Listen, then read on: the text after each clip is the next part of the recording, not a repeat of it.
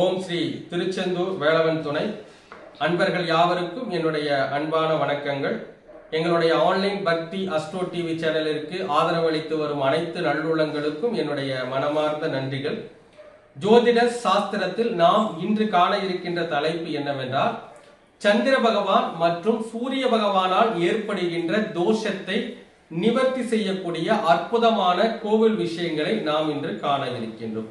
அந்த வகையிலே 2ஆம் இடம் பாதிப்புக்குள்ளானவர்கள், அதாவது உதாரணமாக சந்திரன் 2ஆம் இடம் பாதிப்புக்குள்ளவர்கள், உதாரணமாக சொல்ல வேண்டும் என்றால் ஒரு ஜாதகர், உதாரணமாக ஒரு லக்னம் எடுத்துக்கொள்வோம், மிதுன லக்னம் என்று எடுத்துக்கொள்ளலாம்.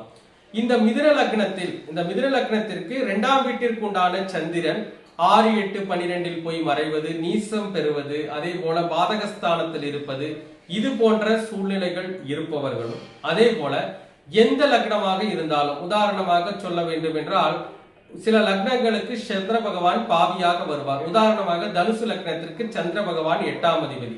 அப்பொழுது அந்த 8ஆம் அதிபதியாகிய சந்திரன் 2ஆம் இடத்தில் இருந்தாலும், கும்ப லக்னத்திற்கு 6ஆம் அதிபதியாகிய சந்திரன் 2ஆம் இடத்தில் இருந்தாலும், சிம்ம லக்னத்திற்கு 12ஆம் அதிபதியாகிய சந்திரன் 2ஆம் இடத்தில் இருந்தாலும், விருச்சிக லக்னத்திற்கு பாதகாதிபதியாகிய சந்திரன் 2ஆம் இடத்தில் இருந்தாலும், மிதுன லக்னத்தில் பிறந்து 2ஆம் இடம் முடக்கானாலும், இப்படிப்பட்ட சூழ்நிலை இருப்பவர்கள் எந்த கோவிலுக்கு சென்று முறையான வழிபாடுகளை செய்தால் அந்த தோஷத்தினுடைய தன்மையில் இருந்து விடுபட்டுக் கொள்ள முடியும் என்று பார்க்கின்ற பொழுது, அவர்கள் எங்கே செல்ல வேண்டும் என்றால், ஒசூரில் இருக்கின்ற சந்திர சூடேஸ்வரர் ஆலயத்திற்கு சென்று முறையான பரிகாரங்களை செய்து கொள்ள வேண்டும்.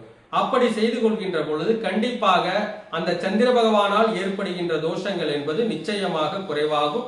முக்கியமாக இதனுடைய தாக்க வீரியம் அந்த சந்திரனுடைய திசை நடக்கின்ற காலகட்டங்களிலோ, சந்திரனுடைய நட்சத்திரத்தில் இருந்து திசை நடக்கின்ற அந்த காலகட்டங்களிலோ, சந்திரனுடைய எனர்ஜியை கொண்ட நட்சத்திரங்களில் இருந்து திசை நடக்கின்ற காலகட்டங்களிலோ இந்த பாதிப்புகளானது ஏற்படும். ஆக இப்படிப்பட்ட நிலை இருப்பவர்கள் ஒரு முறையேனும் ஒசூர், அதாவது ஒசூரில் இருக்கின்ற சந்திர சூடேஸ்வரர் ஆலயத்திற்கு சென்று முறையான வழிபாடுகளை பரிகாரங்களை செய்து கொண்டீர்களானால் இந்த சந்திர பகவானால் ஏற்படுகின்ற தோஷம் என்பது நிச்சயமாக குறைவாகும்.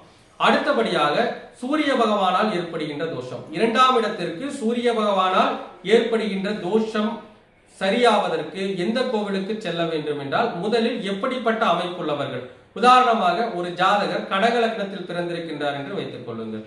கடக லக்னத்தில் பிறந்து 2ஆம் அதிபதியாகிய சூரியன் 6, 8, 12 மறைவது, பாதகஸ்தானத்தில் நிற்பது, நீசம் பெறுவது, இது போன்ற அமைப்பு உள்ளவர்களும், அதே போல எந்த லக்னமாக இருந்தாலும், உதாரணமாக ஒரு லக்னம் எடுத்துக்கொள்ளலாம், உதாரணமாக மகர லக்னம்.